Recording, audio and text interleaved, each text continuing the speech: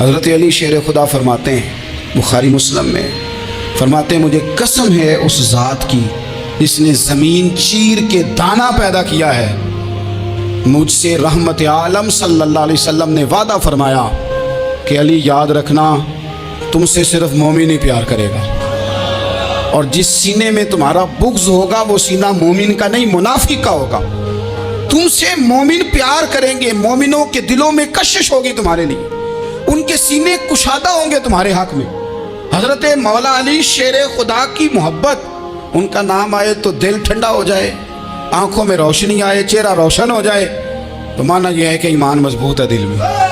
اور اگر بندہ کمزور ہونے لگ جائے، اگر اس کی کیفیات کوئی اور رنگ پیش کرے، تو معنی یہ ہے کہ ایمان سینے میں مضبوط نہیں ہے۔ حضرت علی شیر خدا سے حضور کا جو قربت کا تعلق، دیکھیں کچھ لوگ ایسے ہوتے ہیں کہ جن سے قربت ہوتی ہے، آپ نے کبھی دیکھا ہے ہر بندے سے مل کے بندہ رو نہیں سکتا، ہر بندے کو دیکھ کے رونا آتا نہیں، لیکن کچھ لوگوں سے روح ملتی ہے نا کسی کی، تو ویسے کبھی وہ بندے مل جائے نا، دل کرتا ہے تینوں سامنے بٹھا لاں تے درد پرانے چھیڑاں۔ کچھ لوگ ایسے ہوتے ہیں جن کے ساتھ حضور تشریف فرما ہیں، حضرت علی شیر خدا کہیں گئے ہوئے ہیں، تو محبوب کیا فرماتے ہیں؟ فرماتے ہیں اللہ اس وقت تک میرے پاس حضرت اسرائیل کو نہ بھیجنا جب تک میں علی سے ملاقات نہ کر لوں۔ دعائیں ہو رہی ہیں کہ میری جب تک ملاقات نہ ہو جائے، میرا جانے کا وقت نہ آئے۔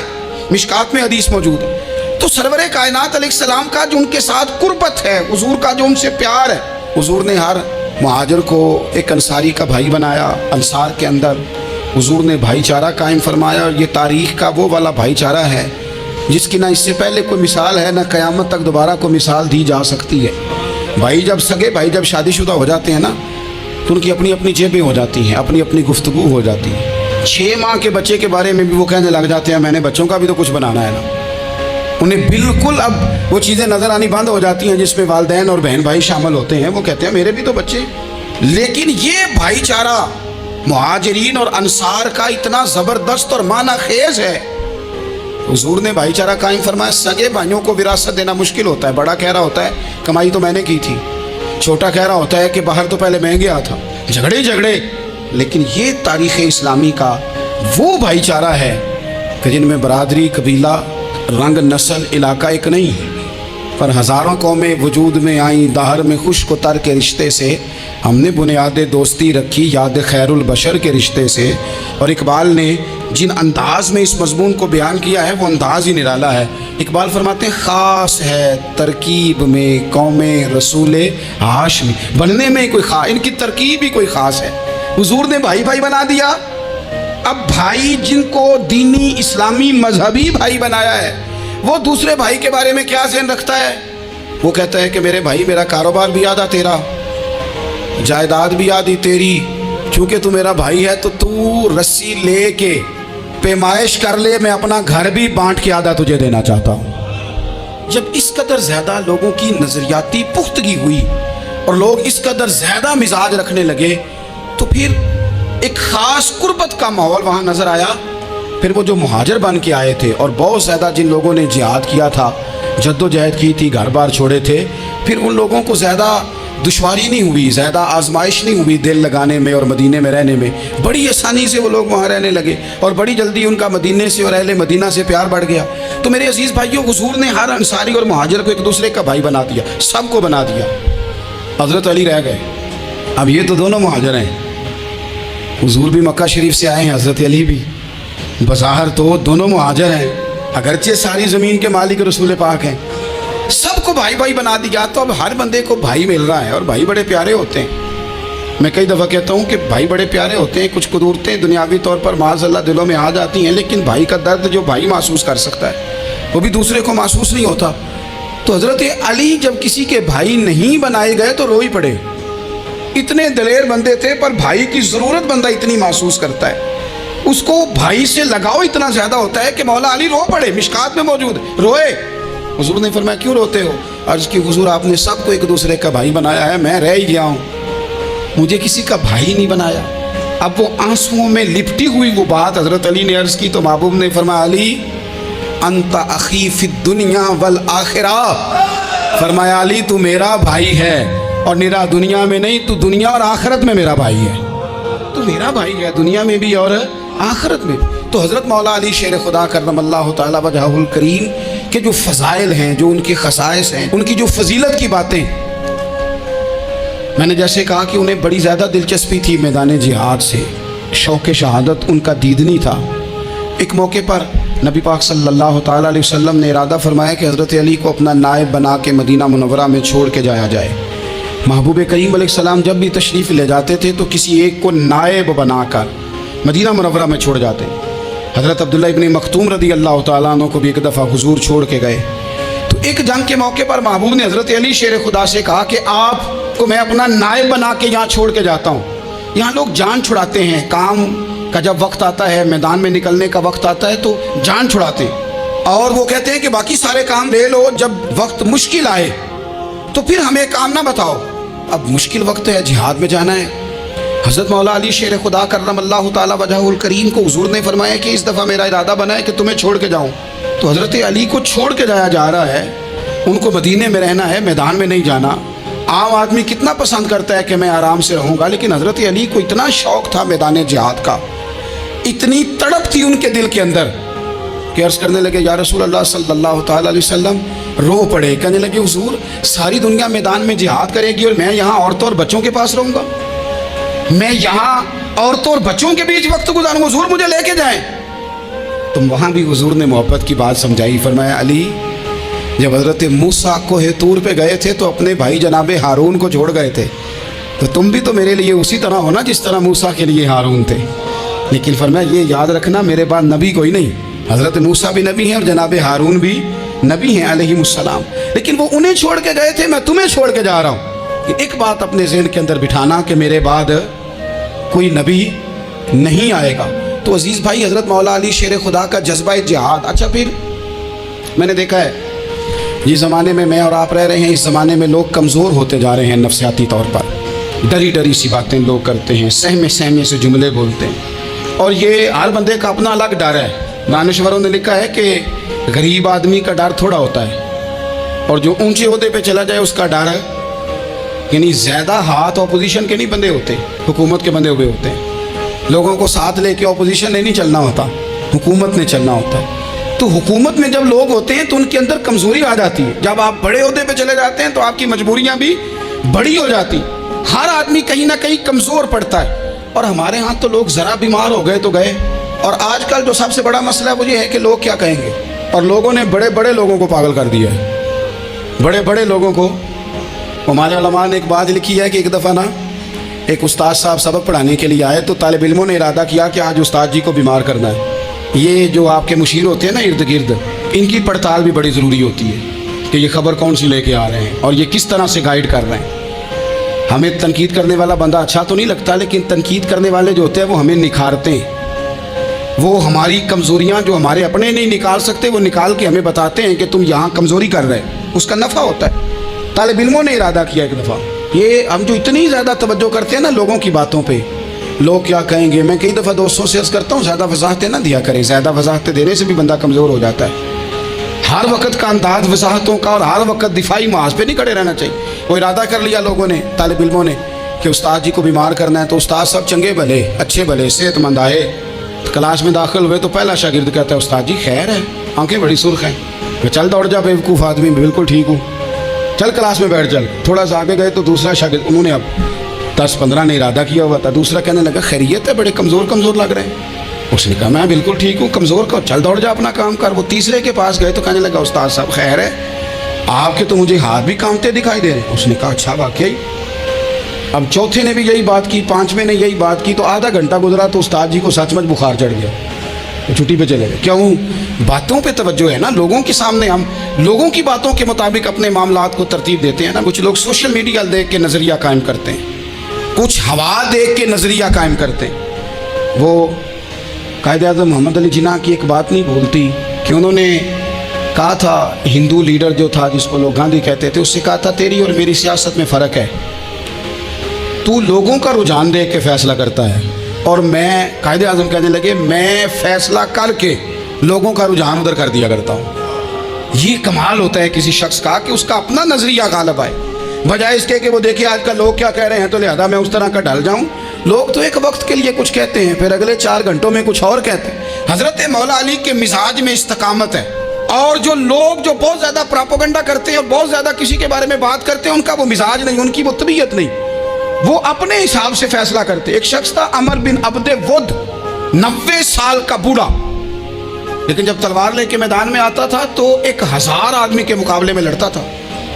और लोग जगह जगह ये कहते थे, तू तो इस तरह है जिस तरह अमर बिन अब्दे वुद लोगों को डराता है, तो उस तरह हो गया। ये उसके इर्द गिर्द के लोग उसकी मिसालें देते थे। जंग खंदक जब हो रही थी तो ये मुकाबले में आ गया। तो हज़रत अली मुर्तज़ा शेर खुदा करमल्लाहु तआला वजहुल करीम भी तशरीफ़ फरमा थे। अब पूरे अरब के अंदर इसके बारे में ये कहा जाता था कि उससे ना लड़ो, वो तो खूनखार है, वो तो दरिंदा है, वो तो जंगली शेर की तरह आता है, वो तो काट खाने को दौड़ता है, उससे कौन लड़े। एक ख्याल था।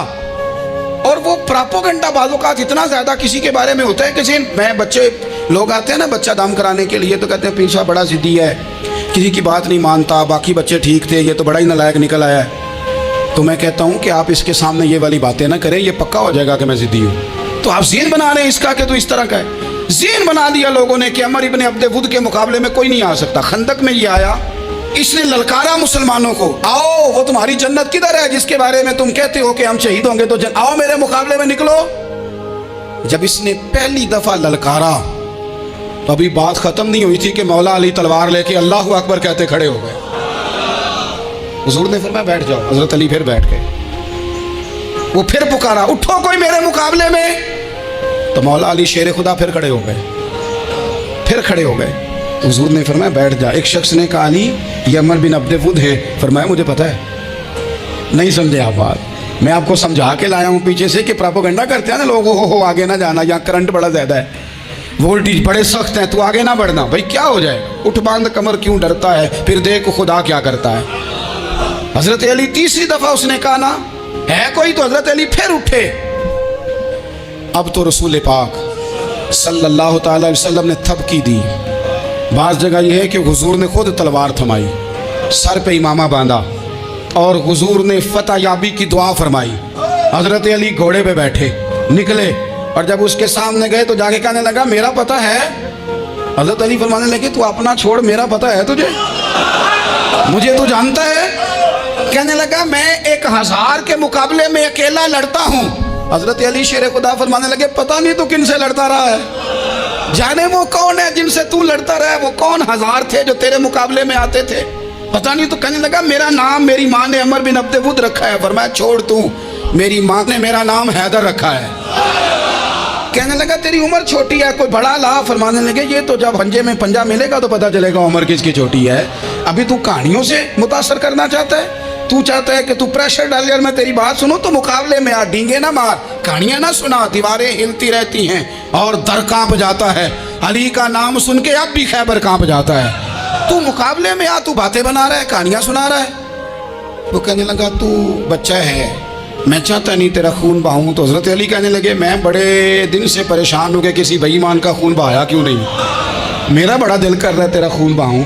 उसने बड़ी जोरदार ज़रब लगाई, गुस्से में इतना पागल हुआ, क्योंकि उसके बारे में मारूफ था कि वैश्य मिजाज आदमी, इतना सख्त पागल हुआ गुस्से में, उसने अपने घोड़े के पैर काट डाले।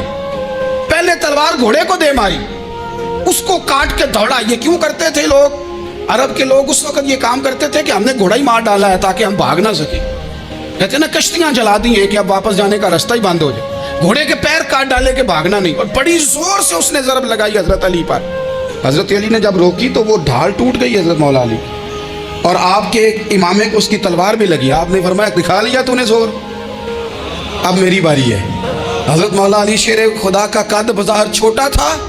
सहाबा कहते हम दूर से देख रहे थे, अल्लाहु अकबर कह के थोड़ा सा जमीन से वो उठे, थोड़ा सा उठे और फिर दोबारा नहीं उन्हें तलवार चलानी पड़ी, एक ही ज़रब लगाई और उसके 2 टुकड़े करके उसे ज़मीन पे फेंक दिया। तो अजीज़ दोस्त आप याद रखेंगे इस बात को कि अपनी ज़िंदगी के अंदर मरूब होना छोड़ दें, रोब में। तातारियों ने मुसलमानों को मरूब कर लिया था, रोब डाल लिया था कि हम बहुत बड़े लोग हैं। यही आज हमारे साथ बहुत सारे लोग करते हैं, दिलों में रोब आ जाता है, अमीर रिश्तेदार का, फलाने का, फिर वो जो मर्जी करता है। तातारियों की एक बीबी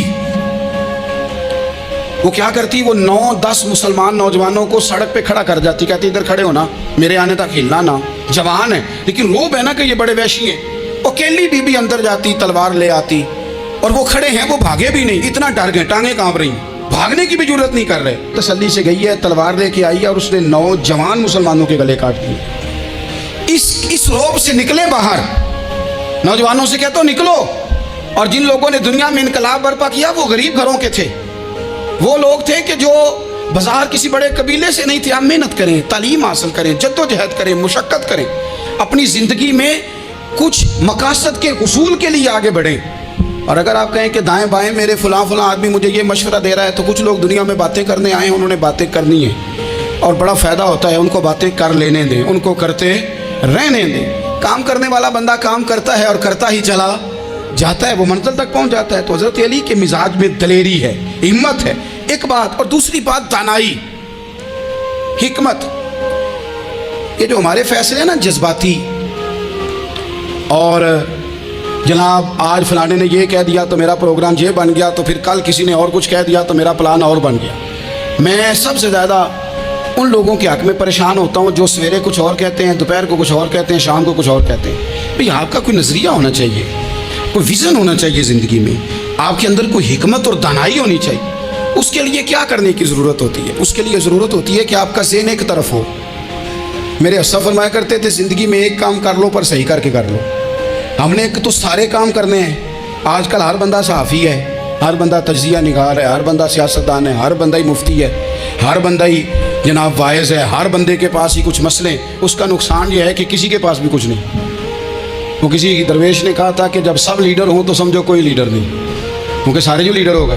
میرے عزیز ایک طرف ذہن کو رکھیں اور اپنے اس کام میں کمال پیدا کریں. حضرت مولا علی شیر خدا کو اللہ نے حکمت دی تھی. نبی پاک صلی اللہ تعالی وسلم کے صحابی حضرت عبداللہ ابن مسعود رضی اللہ تعالیٰ عنہ فرماتے ہیں, امام ابو نعیم نے لکھا ہے کہ حضرت عبداللہ ابن مسعود فرماتے ہیں نبی پاک صلی اللہ علیہ وسلم نے فرمایا اگر حکمت کے 10 حصے کیے جائیں نا, دانائی کے 10 حصے کیے جائیں, تو اس میں سے 9 حصے اللہ تعالیٰ نے حضرت علی کو عطا فرمایا, اور ایک حصہ باقی لوگوں کو ملا ہے. دانا تھے, معاملہ فہم. کچھ بندے بڑے منافق قسم کے تھے, تو حضرت علی اذان ہو گئی تو وہ حضرت مولا علی شیر خدا کے پاس آ گئے. اذان ہو گئی, حضرت علی نے جماعت کرانی. ان کا خیال تھا کہ آج ہم نے جماعت لیٹ کرانی ہے کسی طریقے سے. ہم چونکہ زیادہ باتیں, میں دوستوں سے کہتا ہوں بہت زیادہ خبریں نہ دیکھا کرو, بہت زیادہ بھی چیزیں نہ سنا کرو. آپ تو میرے بھائی موبائل کے اندر چلے جائیں گے, پھر باہر کی دنیا تو اور ہے. تو تھوڑا باہر بھی نکلیں تصویروں سے, تھوڑا باہر بھی آئیں, دیگر معاملات بھی دیکھیں.